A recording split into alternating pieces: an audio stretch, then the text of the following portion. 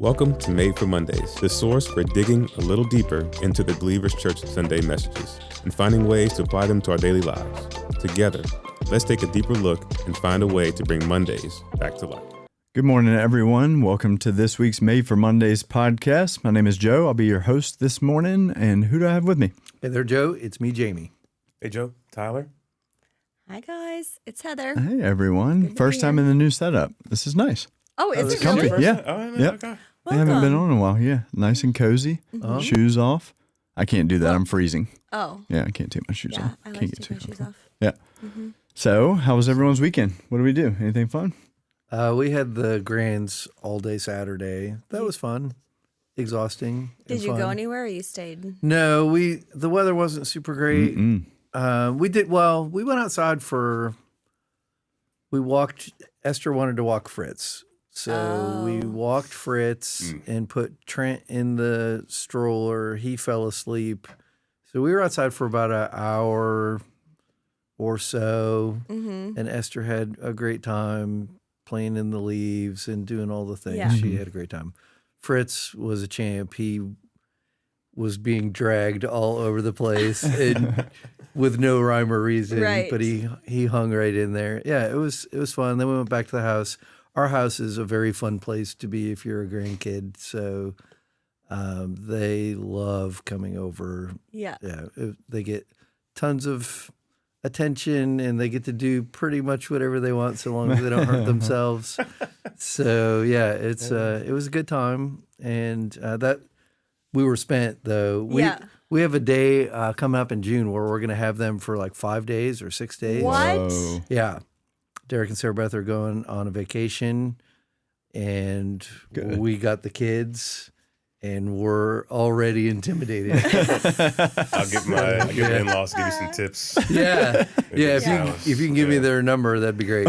Corey and Pam can probably give you some tips too. Corey's done the long weeks with three grands. How old? 3 grands. 6, at that time, 6, 4, and 2. 6, Okay, 4, yeah, and 6, 2, 4, he and 2. said. Yeah. 6, 4, and 2. Wow. Yeah. Yeah, ours will be 3 and 1. Mm-hmm. Yowzies. Yeah. Yeah. Are your in-laws still have They Silas? still have Silas. And they're surviving? Apparently. All right. I got to tell you, if they get a call have every bad day, don't you? They would never tell me. So it's Yeah. What you saying? They You get a call every day, don't call you? every day. Yeah. Yep, see him every day, and he's just doing his thing. Yeah. He's fine. I get him back March 2nd. I preach Get this him week. back.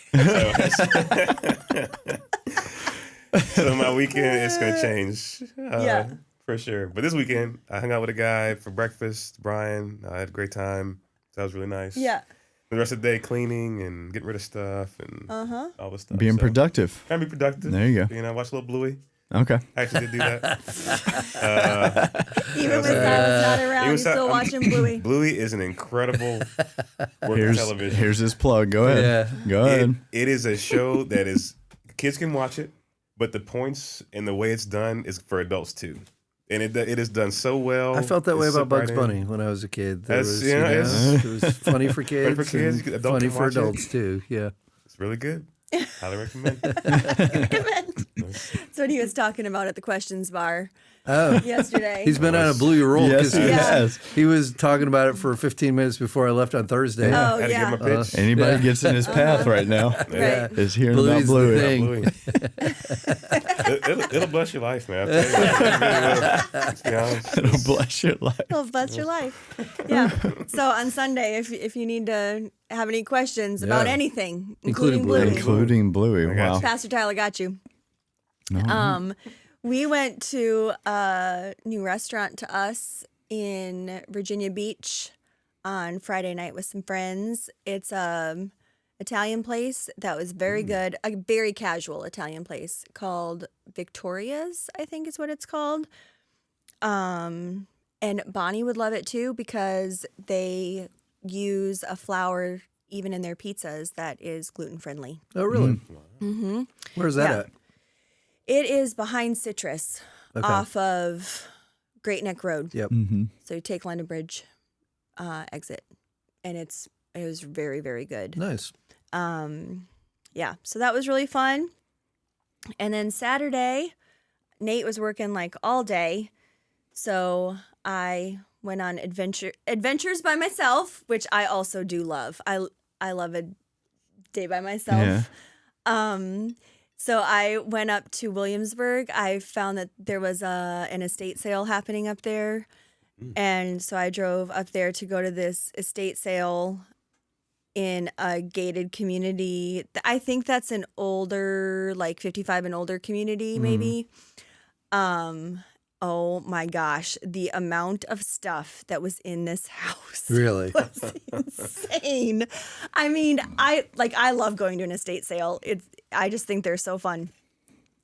So I've been to several. I have not been to one this packed. Wow. It was wow. I couldn't stay for very long because I was a little It's overwhelmed. overwhelming. Wow. Yeah.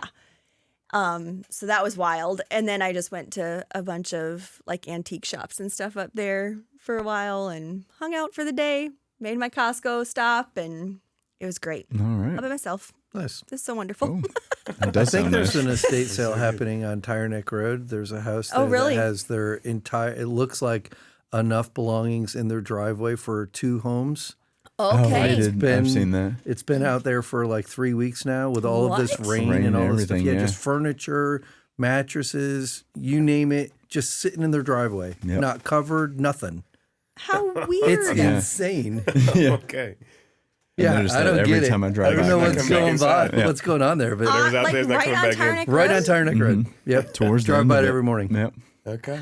Yeah, it's wild. Bizarre. Yeah, staying out but there, if I you guess. stopped in and said, "Is this an estate sale?" They might say yes. Yeah. You know, you might have fun. Yeah. roaming around. Interesting. Yeah, Yeah. Drive by. The weather got us too, so we were just hanging out most of the weekend. I did accept an invite with some college friends of mine that we've kept in touch with to go to the casino this weekend, but I share Jamie's thoughts, like actual casino wise, I don't like it at all. Yeah. Like I don't venture into that area at all.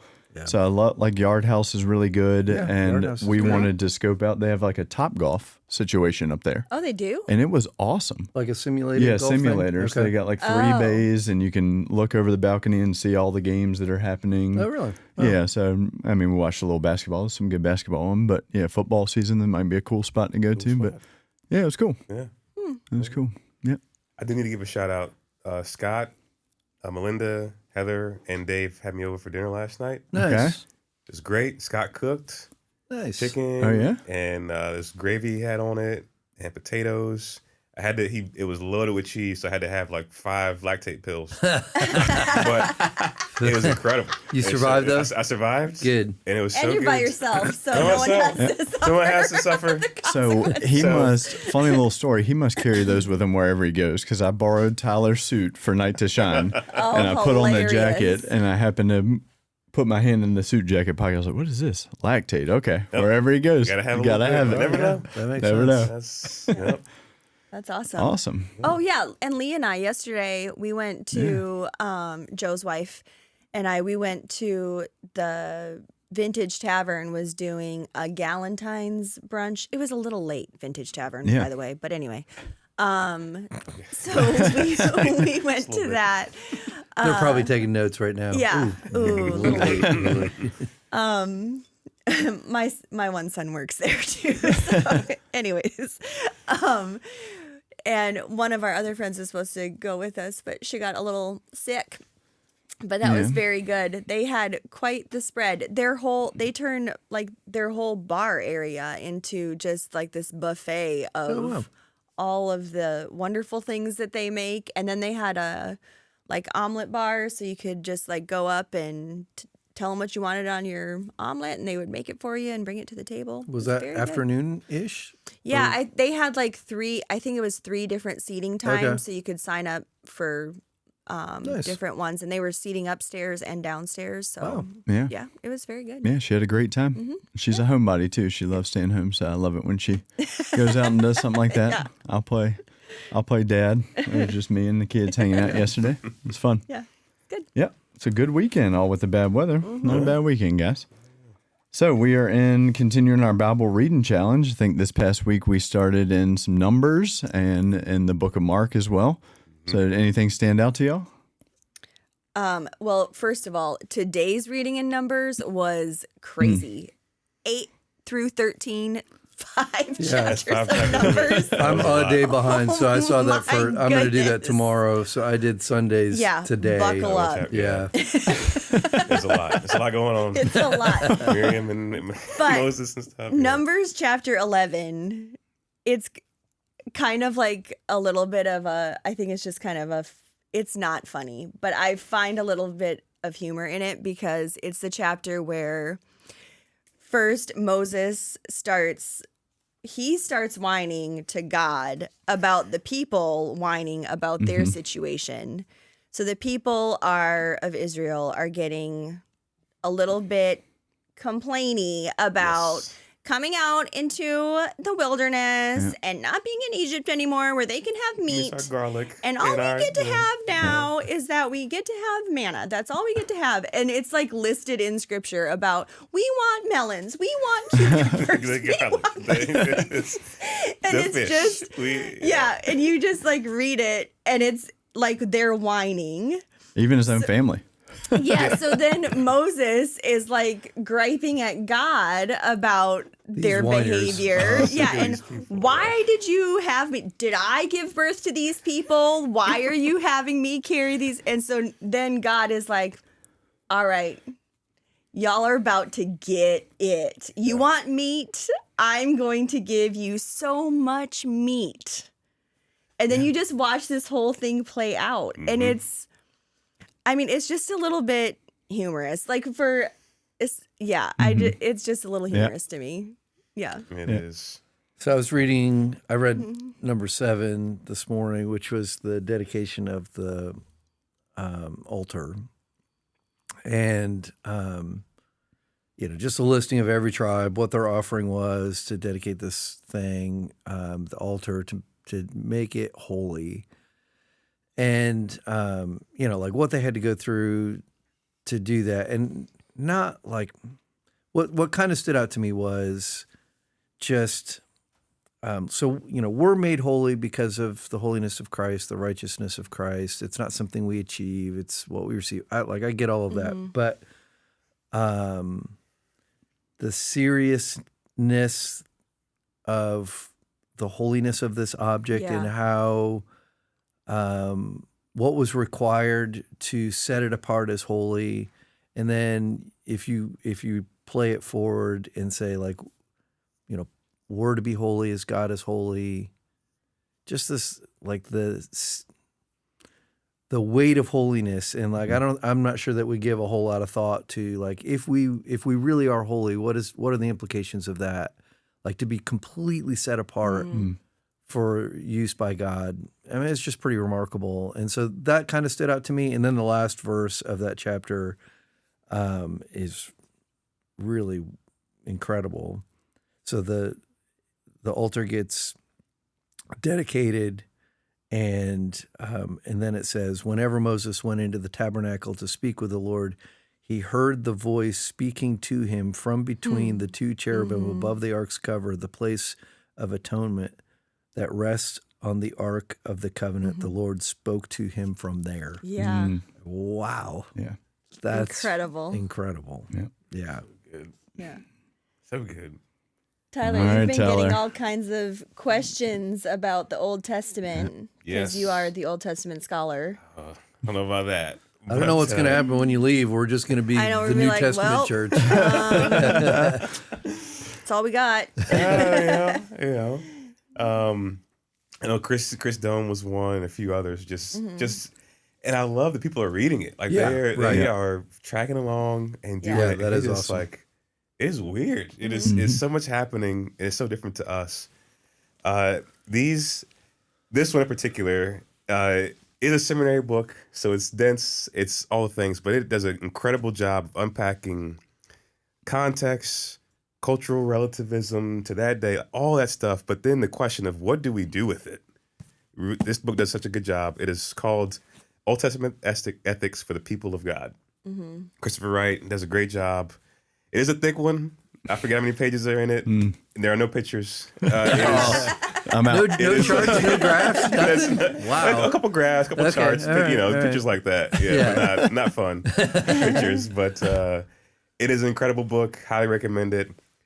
This one is a little more reader friendly, I would say. Paul Copan, Is God a Moral Monster? And he unpacks a lot of issues in there more succinctly than it's done in that other book of like slavery, of women, so many other things that we may even gloss over, but I think he does a really good job in that book too. So, and it is a big argument that people have against the God of the Bible. Yes. Read through the Old Testament and you read about, mass killings of nations and all of this stuff that goes on. And does that point to God being a moral monster, which it's a great title. It is. And it's a legit argument that people have. Yeah, for sure. it really is. And I was trying to think of a way, because like you see how thick this book is. These questions are not easy. Yeah. And it's too big for like a one podcast kind of thing. But I was just trying to think I shared some stuff last week that I think kind of gets to the place of like bridging the gap from them there. What did it mean for them? How do we bridge it to now? And I still stand on like these three ideas of what is the intent that God had in giving them this law? What is the context it was given to? And then what is the and this is one of the arguments that he makes. What is the eschatological, like the ideal? What is the end goal of whatever God is doing here? And so like very briefly, intent, like what is God's purpose of giving them this law? You think they have, so in America, right? We have, because Chris, he brought it up, he said, what if I was to go out and stone somebody? What would happen to you? You're going to go to jail. You're going to get prosecuted. You're going to go be put away probably forever, because we in America have a governing body over us that we are living under. In Israel, they had nothing. Yeah. Absolutely nothing. When they leave Egypt, they're just doing their own thing. Right. And so God steps in and provides all this for them. And Paul alludes to later, the intent of this was to show them in a big scale, they can't do it. Yeah. They can't, even if they follow all these things, they can never get to God, is the big intent. Yeah. But he gives them laws. He gives them a purpose. He calls them his people with the intent of showing, one, they are different than every other nation. God is with them. And then two, the overall intent is to, one, show them as a nation that is living with God, that has a purpose. And again, God meets them where they are. And I have all these notes, but so yeah, that is the intent of what God is doing with these people, to show them they're my people. And then at the end, you can't follow all these laws in the end of the day. And what I love next is like the context. It is written to an ancient Near Eastern group of people. And if it looked like anything else, the textual critics, every critic of the Bible would say, this doesn't look like where it come from. This is all made up. If it doesn't look like where this came from, you could say that, but it does. And a point I like to make too is, and it's another book recommendation I don't have here, Misreading Scripture with Western Eyes. Yes, that one's so good. Is so helpful for us 21st century Westerners who look back on this and say, tis, how could they do these things and live this way? It is really just where we're born, how we look at things is just completely different than them. An example I like to bring up is, I'm going through a history podcast and I just got to the Native American treatment from really us, Americans, pioneering into what was their land. And it's a very complicated topic. I'm not going to try to answer all the things here, but there was a fundamental difference in ideas between us, Americans and Native Americans, where we say we own this building, we own this plot of land. They don't see the world that way. They say, how can you buy this land, this area? Two fundamental differences of ideas. That's like us trying to look at the Old Testament. Wow. Completely separate, completely different ways of viewing the entire world. Right. So how can we look back at them and shake our heads and try to scold them, because it's just it's so vastly different. Not trying to make excuses, but that contextual gap is gigantic. So for us to give grace to that, to look at the Old Testament for what it is, like he says in the book, warts and all, but to take it for what it is, a special revelation from God, and do our due diligence to give grace, to try to appreciate it for what it is, and help us to bridge this gap to here to now. Yeah. I also think, like to the question about the stoning and whatever, like it is important to kind of highlight like what you said, like they're going into the wilderness, they have no guiding principles whatsoever. So they're not just given a religious law, how to relate to God. They're also given a civil law, how to conduct themselves as a society. Moral. And so, we would get arrested for incarcerating people too. Like we do things as a culture today that if you did them individually, it would be wrong for you to do. So like the carrying out of a capital punishment crime in the Old Testament, the method of it was pretty severe. But I mean, nations around the world still do that. And if you did that as an individual, of course, it would be frowned upon. Like if you threw someone in an electric chair and zapped them, that's not going to go over too well. But it's the civil law. And that's part of what's being described. So like it's... If you confuse the civil and religious and you put them all together, that also creates some confusion too, I think, because how a society conducts itself versus how a people relate to God, they're presented in some ways they're one in the Old Testament, the way that it functioned, but some of it was just like, here's how you maintain law and order in a society. And we do the same thing today. It just looks different. Yes. Yeah. That is a great way to put it. Like you brought up, there were those three: civil, ceremonial, and moral laws. That's a whole breakdown. Yeah. Like all those things. And it's important to understand that they're all there and they're different from one another. Yes. Yeah. Yeah. And then what is the end goal with Jesus? Like he addresses specifically that stoning law. Like he didn't do it. He had full right to do that, but he chose not to, showing the true intent of what God's doing, calling out sin. Yep. But he is the one that took all the sin so that we could go free. Like that is the end goal, the intent there of all the, where you eventually get to. But not trying to excuse it all the way, not trying. It just takes a lot of work to be able to figure all this out. Yeah, and it's like you said, that people are reading along and asking those kinds of questions is super good because it shows, that you're wrestling with what Scripture says.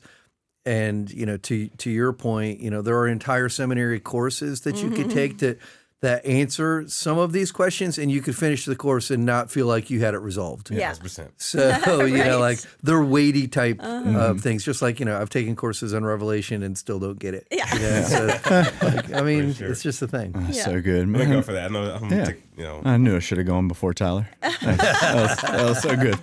So good. No, I just wanted to highlight real quick in Mark chapter 5, how cool it is to read through the Bible multiple years in a row like we've done, because how the things that jump out to you differently when you read them again.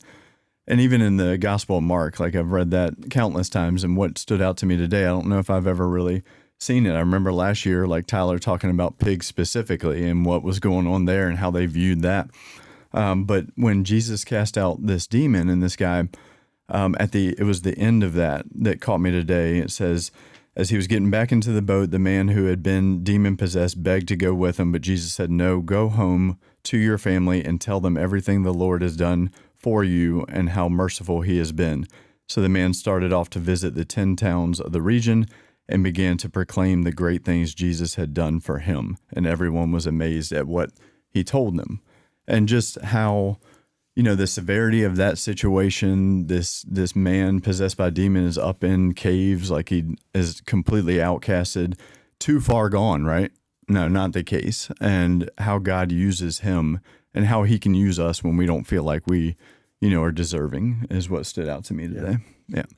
I do love that passage. Yeah. So, all right, yesterday, we dove into step 7. And real quick before we get there, because if you're there yesterday or watched the message yet on YouTube, you saw Heather get pretty passionate about the Olympics. So let's talk about that real quick. What's your favorite Olympic sport? That's our icebreaker for small groups this week too. Fun. So just wanted to ask y'all, what's your favorite Olympic sport, or maybe even what'd you enjoy this Olympics? For me, I think the decathlon Yeah. is probably, outside because sprinting, the 100-meter dash, that's like one of the big ones. But to be able to do 10 things to an Olympic level Right. so well, I just admire all the athletes, of course. But Yeah. decathlon, I think it's just so cool. Right. Yeah. Do all that stuff. Yeah, along those lines, like for winter games, I love curling because I just Yes. think it's so fun. But in the skiathlon, have you watched that? No, Okay, yeah. so that is crazy to Okay. me because it's they ski downhill but also uphill. And it's like a cross country Yeah. ski thing, That's when but they're, they like, running with the also skis? yes, Yeah. it's insane. Yeah. This guy did a 6-minute mile doing that. Insane. It's insane. Yeah. I just think those people are absolute Beasts. machines. Yeah. Yes. Yeah, it's such a tough Oh sport. my gosh. Yeah. So that one is like I love the Olympics so much, Yeah. but I watch that and I'm just like I think anyone who runs a marathon is like Yeah. incredible to me. And then you put skis Right. and like go through You said mountains. skiing uphill. Like, yeah. Yeah, I mean it's so true. Like the level of athleticism is just Yeah. mind blowing. Like it used to be like the alpine ski jump, where they Right. go and see how far they can go. Like that Yes. was always just like that's wild. But now they're going down the ramp backwards and landing I know. backwards, and like I don't even understand how any of this is happening. Yeah. It's just so remarkable. It's I wild. think for me, my two favorite winter Olympic sports are hockey and speed skating. The speed skating. Yeah, speed skating is so intense. It's so, So fun. intense. Yeah. Did you see the I did not, injury? but I heard about it, and Yeah. Oh. I don't think It I was could tough. handle No. having seen that.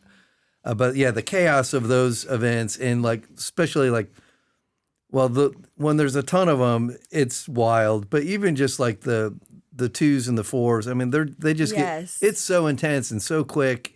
I love it. And it's like by, like Yes. 0.2. Like Yeah, Nate yeah, was yeah. like, what did they do before we had Right? What did computer they do? stuff? Like to Yeah. tell you how quickly people work. Exactly. Because they're just like, And then milliseconds I between them. did manage to watch most of the men's and women's hockey for the couple of weeks, and a lot of really good games. It was Yes, just a lot of so fun. many good yeah. games. Except the final. What a time to pick for the gold medal game. Yeah, that was 8 a.m. on super Sunday. disappointing. I talked to a few people who came to church late because they watched the game. So yeah, So this was hilarious about the men's game yesterday. which So- started at 8:15 Yeah. a.m. for those who don't know. So I mentioned it, of course, in the first service. And so I was talking about it there. And I said, like, some of you are probably watching right now while I'm talking because I figured they had it on their phones. Yeah. So then during the second service, Yeah, I wondered if you got any angry people. so yeah, I did, but whatever. It's spoilers? 2026. I think we were recording the game. So I have a TV in my room or in my office, and I have the Peacock app. So I had it on before service, while service was going. So I was in there. So I saw it happening. Our nursery team was watching it in the nursery. So one of the girls in the nursery texted me and said, "We just won," because they didn't know if I was like where I was and if I was backstage yet or whatever. And so it was Oh, that's hilarious. Yeah. So after service, another one of our nursery team members came out and said, did someone text you and tell you that we did win? And I was like, yes, I knew before we went out. So Yeah. it's very fun. That was fun. Yeah, this was a fun Olympics. Curling was absolutely electric. Watching that the whole time. But the hockey, it was hockey for me just because I've gotten into it a little bit more. Stanley Cup playoffs are really fun. I love hockey. Yeah. Yeah. And then if you don't know, they just started something recently, and they had it last year called the Four Nations Face-Off. And so it was us and Canada in the final in that, and they beat us in overtime, but it was very intense. The rivalry is there. So I was like just kind of begging for that crash course to happen. Like, let it be us versus Canada in the finals. That would be so fun. So I was bummed I couldn't see it, but it was awesome that we won. Very cool. So fun. Very cool. Well, let's dive into step 7, the petition that Heather walked us through. yesterday where humility begins when asking feels safer than hiding. Step 7 invites us to humbly ask God to remove what we cannot and to stop performing and start trusting. So guys, what are you more likely to ask for help or just hide what you're dealing with, and why? Yeah, for me, it depends completely on the nature of the struggle. So, if there's something going on, like I'm the least handy person in the world and I need help at home, I'll ask people for help with projects around the house. If I have a work thing going on, I'll ask for help around a work thing. But like a sin struggle, gonna hide that. Even like I was thinking, like even relationship struggles, it even depends on the nature of that, So like if there are some relationship struggles with adult kids or friend circle, whatever that kind of stuff is, I would probably ask for that. If it's a Bonnie and me struggle, I'm likely to just put a cap on it and hide that one. So yeah, it's just very subjective for me. And I think the difference is the humility piece or the vulnerability piece. If it requires gobs of vulnerability, probably going to avoid it. I mean, that's just human nature, I think, to a certain extent. Yeah. Yeah. I'd agree. Yeah. Certain issues I'll bring up, things that I know I can kind of do myself, but it'd be easier if I had a hand. I'll bring you along. But something that I know I cannot do without someone, I won't ask. It's so weird. Yeah. Like especially sin Yeah. struggle, stuff like that. Yeah. Like weight you're carrying, try to do it yourself, but Yeah. pride, all the things, not wanting to ask for help. Yeah. I'll tell you where I start to hide sometimes, and this is I would think is unique, is may have displayed some humility and asked for accountability on something, on a sin struggle, and fell short to my accountability partner. And then I start hiding, they gave me great advice and I didn't take it. Yeah. Oh, yeah. I found an area where like, I don't want to bring it back to them. They were so thoughtful and caring and stuff. So when they ask, how's it going? And then it just becomes, yeah, it's fine. Yeah. It's fine. There's something to work on for sure.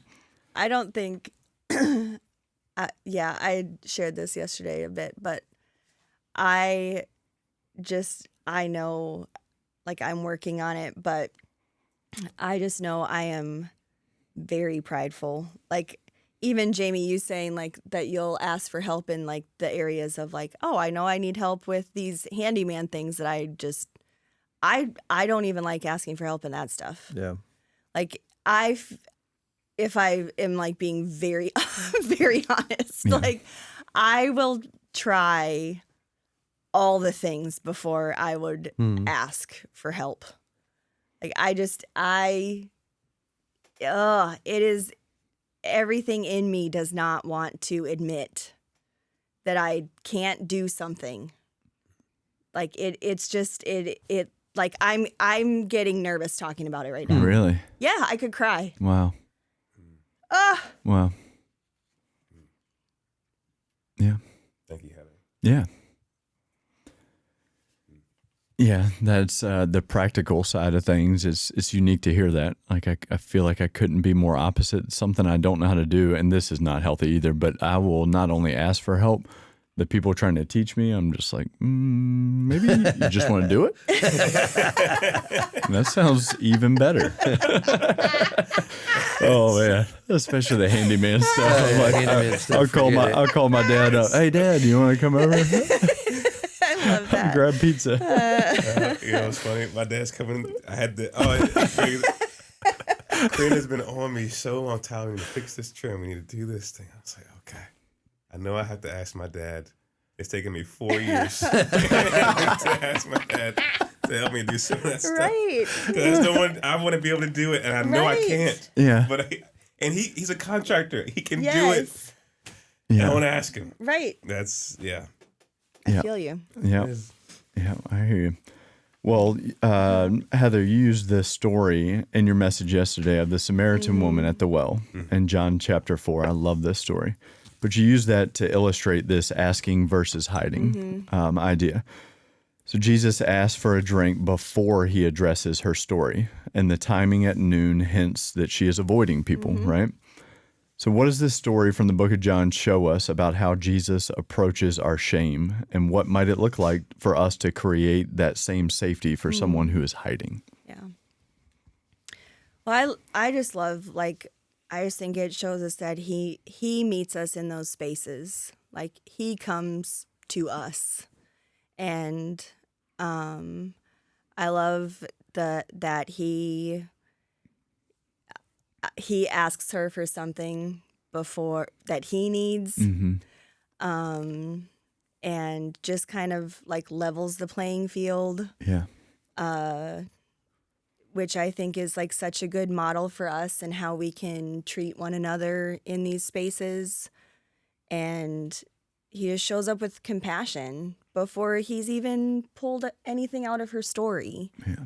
So when we think about creating safety for someone else who's hiding or for each other, like, I think that's the good model, right? Is to like show up knowing that we all have stories. Like he knew her story because he's Right. Jesus, but he didn't go in like coming at her with like what she was doing. He was going to let her get comfortable and tell her story. So I think just that, like, hey, I have a story too. You have a story. We all have needs. We all have stuff. And Jesus was just saying, like, I have a need and you can meet that need right now. And I'm coming to you where you are, where you're comfortable. So, I'm sure you guys have some opinions too. Yeah, I mean, I just think it's a great picture. We talk all the time about posture, posture towards people who are far from God. And, some people want to have attack dog posture where you just go after people in their place of weakness. And here this woman shows up in a place at a time that demonstrates that she is isolating, that she is hiding. And Jesus could have started with, what are you doing here at this time? He could have started with her biggest problem. But yeah, his posture towards her is one of, think about that. And we read this in Philippians, we read this in other places, like the humility of Jesus, like Jesus, God in the flesh. But in his humility, he starts with asking for something rather than telling her something. And like, what a posture for us to emulate when it comes to anyone, but particularly those like this woman at the well who are furthest from God and, trying to either hide or cover up or even assert that, this thing that I have is my identity or whatever it is.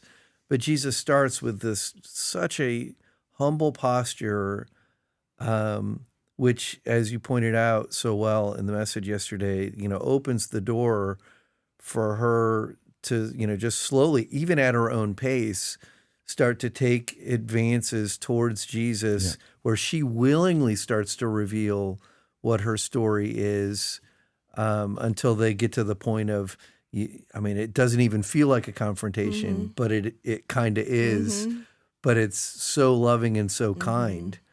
So like, if you really want to, the argument that, if you're not hard on sin, you're a compromiser kind of thing. Like, boy, you like spend some time at the feet of Jesus, observing this story and learn from the master who was there was no one more righteous than him. Right. And yet he starts in this position of humility and vulnerability. It's pretty remarkable. It's a crash course on how to engage people far from God. Yeah. And, I've read this story before, like speaking to how you hear and God puts different things in your heart the more you read through the Bible. I've read this story as a story of one of Jesus showing grace to a sinner. And that has certainly removed some barriers in my life, making me feel worthy of his grace, understanding that more. But to hear everything you're saying now and what you were teaching us yesterday is just such a unique perspective. And you talk about removing even more barriers now with that. I love this story. Yeah. Mm-hmm. So let's talk a little bit about stepping out of that hiding. What does this story from the book of John show us about how Jesus approaches our shame? And I wanted to read the follow-up that Ray gave us on this particular question. It was so good. Follow-up to that question. Where do you see yourself choosing isolation over community? And what would a first small ask look like in that? Go ahead, Tyler. Can you say that again? Yeah, where do you see yourself choosing isolation over community? And what would a first small ask look like? Asking versus hiding.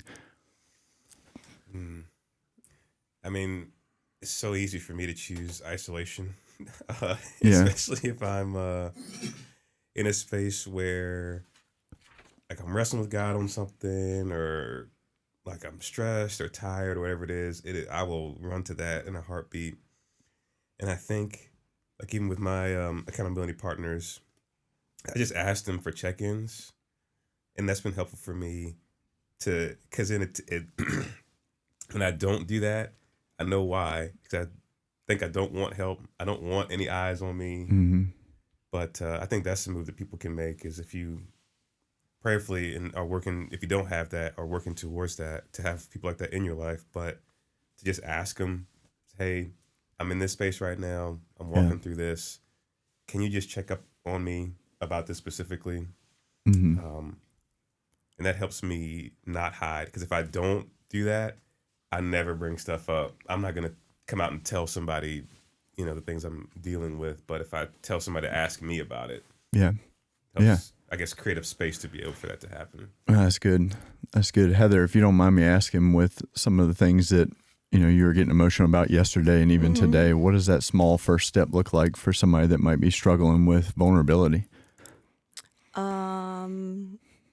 I guess telling everyone on stage that you. Yeah, there's a small first step there. I think for me it's been, just really trying to, tell a friend or tell a person what I'm actually feeling. In baby steps, it's, for me, I think the first thing was actually just going to a counselor, seeing a therapist. Yeah. And getting to a place where I could even figure out what I'm feeling. And so that was a first step for me. And then realizing that I even have a really hard time with being vulnerable and figuring that out. It has been in my interpretation of myself, I feel like it's micro steps. Yeah. It's not even baby steps. I feel like they're micro steps. So, I feel like I've been so emotionally about myself. It's weird. I feel like I'm an emotionally intelligent person, and I have been for most of my adult life. But when it comes to myself, I'm not. Oh. So to be able to have to go to that space for myself, I've needed to go to therapy and just get to a space of realizing that I need a lot of help to get there. Yeah. And just that understanding of needing that help is an act of humility for me to do that. So, yeah, I think thanks for bringing up the counseling too, because in all honesty, that's a big step. It's a great step, but at the same time, and how it can help you understand some of these areas, it can be a good first step to take, a good, even smaller first step to take. One of the things my counselors helped me understand, and it just seems to be playing out in so many different areas of life, is looking at your spiritual life and looking at the things, the emotions and all that, the same way you would treat like exercise or the gym. You do things to exert that muscle to step out and to grow. And what do you do after that, though? You take a break. You can't immediately go in and stretch that same muscle. So the things you're talking about right there, those small first steps to take, just remember too that give yourself some time after that to process and to take a break from it. And then you will be stronger in order to take another step forward. Yeah. Yeah. So good. Yeah. Well, Heather, you used a Dallas Willard quote to show us that God gladly gave us humility when we stop pretending, stop presuming a favorable position, and stop pushing our will over others. Wow. So let's talk a little bit about pride and humility. How do we tell the difference between humbly asking and passive resignation? Yeah. Whew. I had a friend come up to the questions bar after one of the services, and she was saying that everything was really just resonating with her, and she said, but is it like really pride if it's just that I don't want to like burden someone else with the thing? And I was like, yes, it is. Because, so we were chatting, she was like, I don't want you to say that. And I said, well, because is that like, do you think that's really what it is? Like, if you were to get really honest with yourself, is that really what are you just saying that? Like, first of all, we're called to like carry one another's burdens. Like, that's what we're told in Galatians. And so if that's what we're called to do, and I know this person, so I'm like, you want to carry, Tyler, you're willing to carry someone's burden. Jamey, you're willing to carry other people's burdens. I know if I told you something, you're willing to carry my burden. I'm willing to carry your burden and your burden and your burden. So if that's true, then I'm just being prideful. Like,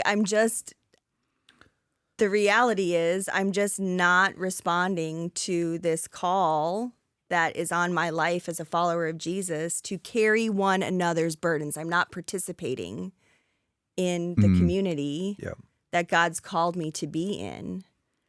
So that's not like, that's passive resignation. I'm not participating. It's pride. Yeah. So I had a conversation with that same person yesterday evening. Okay. And they asked the same question. And I didn't know they did tell me that they had asked you, but they didn't tell me what you'd said. Okay. And so I responded and basically said, if Jesus said, and the New Testament says that the way the church is supposed to work is that we're to share one another's burdens, then saying that you don't want to do that means you think you can run the church better than Jesus can, which is pride, because he said, share one another's burdens. And if you're unwilling to do that, you can say it's because you don't want to burden someone else, but that's how it's supposed to work. Yeah. And then she said, that's exactly what Heather said. But then we talked a little bit further, and I think there was another thing baked in there too, which was kind of what you talked about, Tyler, which was fear of putting her burden on someone else and it being not treated well. And I said, well, that's a different a different issue. That's a discernment issue. So, if you don't have that person that you can share a burden with, well, then that's not necessarily pride. That's discernment. Right. And now you're in a different realm where you're trying to identify, I can't just blanket share my burden with everybody or anybody. So I have to be selective with whom I'm going to share that. So that wouldn't necessarily be pride. Those are legitimate fears that you have, that if you share your burden, it's going to get thrown back at you in some kind of way. And that becomes a discernment thing and a relational thing where you're going to have to start taking some baby steps towards entrusting people with smaller things so that you can get to a place where you have the ability to share the burdens as Jesus designed us to do. So there's a lot baked in there, but ultimately there could be pride things, there could be fear things. But I think both are good answers to the follow-up to this question. Yeah. No, thanks for sharing that.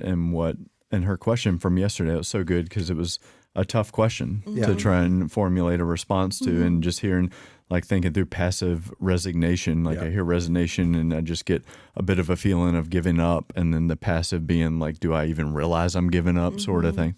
So thanks for walking us through that. Heather, your big idea yesterday was humility begins when asking feels safer than hiding. So what practices, language, or even leadership moments can actually make a room feel safe enough to be honest? I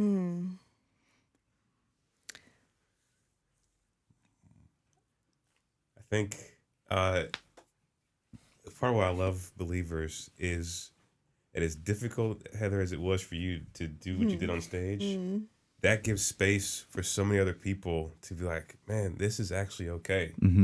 I grew up in a place that it wasn't okay. We didn't do those things. So seeing that carried out in leadership, and I'm looking at you do this, and I'm like, this is so hard for her, but she's doing it to help us to be able to do this. And I was like, wow, this is incredible. Yeah. It's so incredible.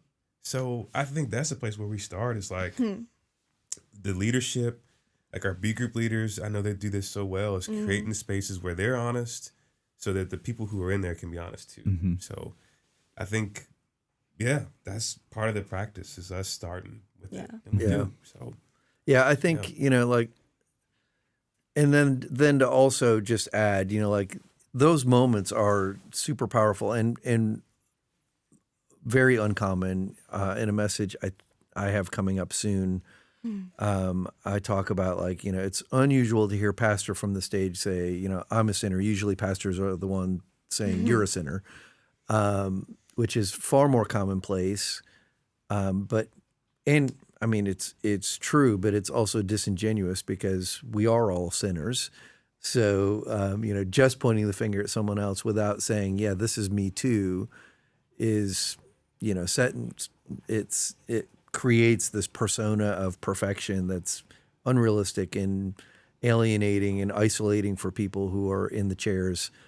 So I think, like, those moments are super powerful, and they do foster an environment where it can happen, but then also to recognize that in any church, it doesn't matter the size, there are people on a wide continuum of some who feel very safe by that, and it fosters in them the ability to also be honest and vulnerable and disclose need, and which creates that environment where people can share one another's burdens, and it becomes this beautiful picture of what the church is supposed to be. But then, there's a ton of other people who are way back on this spectrum, and that's not a description of belittling where they are. It's just, we're all on a journey. We're all at different places on this journey. So there's gobs of people, even if there's a leadership culture that says, yeah, we can be vulnerable and create these moments, there's going to be lots of people who are not yet there. And that's okay too. But just, like, I think it's helpful to remember that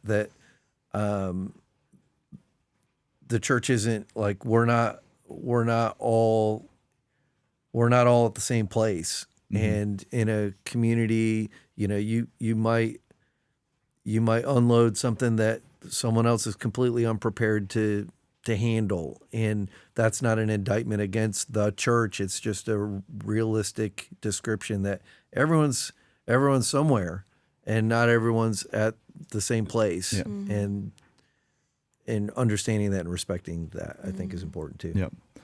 Yeah, and it's probably a good response at being, that's what I love about when we do an all church study with small groups too, to be able to hear a sermon like that and see the vulnerability you displayed yesterday, and then to be able to carry it into circles over the week. I love it.